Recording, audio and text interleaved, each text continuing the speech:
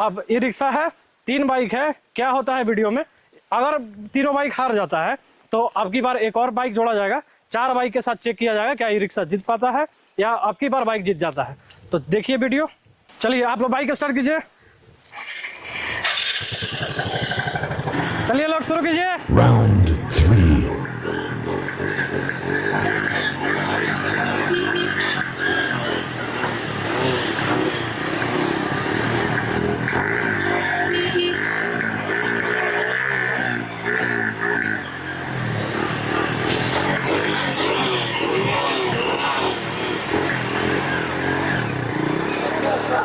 बस बस बस बस,